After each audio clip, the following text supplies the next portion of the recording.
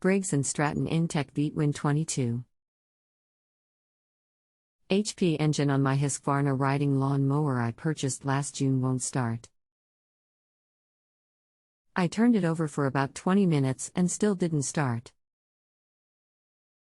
Do you know the model of your Husqvarna lawn mower? How old is it? 1 year old. How long has this been going on with your Husqvarna lawn mower? What have you tried so far? Cranking it over and over. Anything else we should know to help you best? I had a problem starting it last year, so there must be something not operating correctly. Sometimes last year I would have to crank over for a very long time before it would start. I understand that there is some kind of EPA gadget that is installed that may be the problem. The engine has been stored since last October, and this is the first time this year that I have tried to start it. Hello, my name is I am going to assist you with this. Your problem is a bad carburetor. As gas gets old, it turns to varnish and clogs up the passageways inside the carburetor, not allowing enough gas to get to the engine. Today's gasoline formulation goes bad in as little as 30 days. This condition is cumulative. Every time gas sits, the varnish builds up just a little more, like coats of paint, until eventually gas cannot flow. It will not happen overnight, but the symptoms can show up all of a sudden, even while simply stopping to refill with gas. The use of fuel additives, such as stable or sea foam, will not stop this process from happening. They will greatly slow it down, but the gas will still go bad. This can also happen even on a brand new engine or brand new carb. When the carb is built, it is run at the factory to tune it. After tuning, they do not always get properly cleaned, or may not have enough/any preservative injected. Believe it or not, this is actually fairly common. When this happens, either the engine simply will not start, or it will not run without the choke on. This reduces the amount of air getting pulled into the engine, changing the fuel/air mixture, or it will run but surges. Another issue that varnish in the carb can cause is that the varnish may not allow the float needle to seal properly against the seat, causing the flow of gas to not shut off when the bowl is full.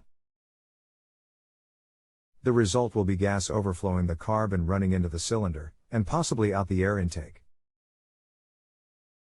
If the gas gets into the cylinder, it will seep past the rings and down into the crankcase. This will be evidenced by your oil level being overfull and/or the oil smelling like gas. If this is the case, you will need to change the oil and filter, if it has a filter. Varnish can also cause the float needle to stick shut, and not allow any gas to flow from the carb bowl into the engine. The only two solutions are to either replace the carburetor or give it a good, thorough cleaning. When removing the carb, make sure to take a good picture, or make a good drawing of where all springs and linkages are attached. This will make reassembly much easier. Most people believe that cleaning a carb involves removing the bowl and wiping it out, then spraying some carb cleaner through it. This is simply insufficient. It takes months or years for this accumulation to build up, it just cannot be removed in minutes. To properly clean the carb, you must remove it, disassemble it, making sure to remove all non-metal parts, and soak it in a commercial solvent for several hours. Soaking it overnight is even better. Then clean all solvent off with a spray-type carb cleaner, making sure to get lots of cleaner into every hole and passage there is. Pay special attention to the tiny holes in the bore of the carb, under the throttle plate for the carbs that have these holes. Use lots of cleaner. And make sure to wear safety goggles to avoid getting the overspray into your eyes. There will be overspray. Dry the carb with low pressure compressed air. When reassembling the carb, make sure to use a carb kit when one is available for your carb. Occasionally, even a good cleaning is not going to be sufficient, and you may end up having to replace the carb anyhow. Be prepared for this. What else would the problem be because the engine would not start right up after just a week of ownership? I understand that there is an EPA valve that may be the cause of the problem. Is this true? What are the model and spec numbers of the engine? Intel V-twin model 440,000. That is just the series.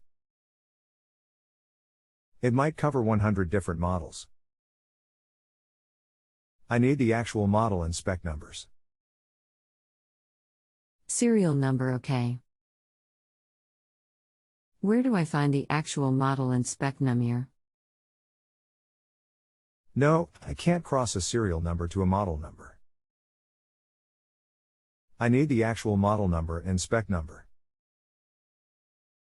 They are on a sticker or data plate somewhere on the engine. I never found that sticker.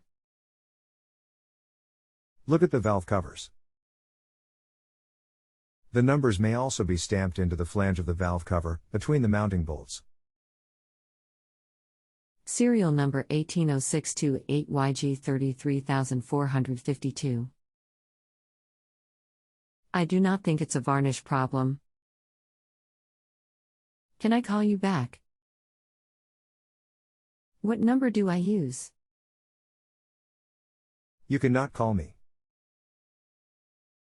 Just reply to this post when you get the model number.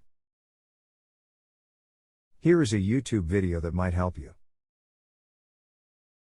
https://www.briggsanstratton.com/na/support/videos/browse/how to find your riding mower engine model number.html.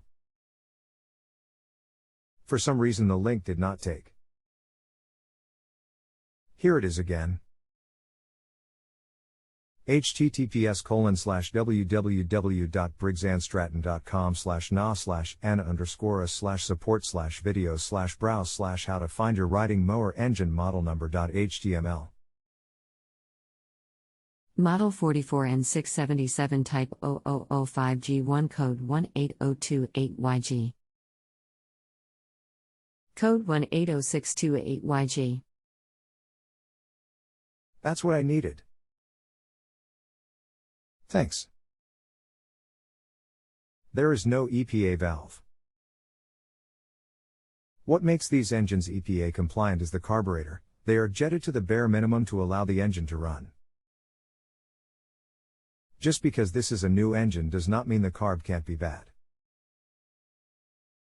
If you scroll back up to my original post and read it all, you will see the lines. This can also happen even on a brand new engine or brand new carb. When the carb is built, it is run at the factory to tune it. After tuning, they do not always get properly cleaned, or may not have enough/any preservative injected. Believe it or not, this is actually fairly common. I put that in there because this actually is a fairly common occurrence. Okay. Got it. Thanks. Not a problem. Thank you for using JustAnswer, and please take a moment to rate my assistance. I got it going. Thanks. Good deal. If you have a home improvement or appliance question and want to chat with an expert now, visit justanswer.com/ythi.